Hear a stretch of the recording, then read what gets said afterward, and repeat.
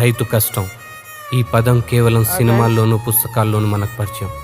కానీ వాళ్ళెవరో, వాళ్ళ జీవితాలు ఏంటో మనకు తెలియదు, అవసరం కూడా లేదు కదా.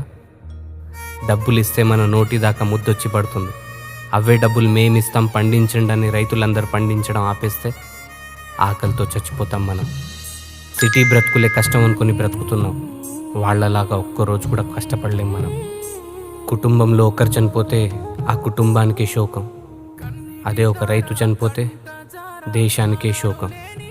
ఊరు, పొలం, విత్తనం పండించడం ఇవే ప్రపంచం అనుకొని బ్రతికే రైతుకి ఏమి ఇవ్వగలం?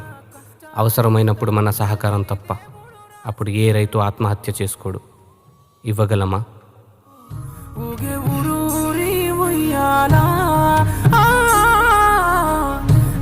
తల్లి ఒడిలో ఇయ్యాలా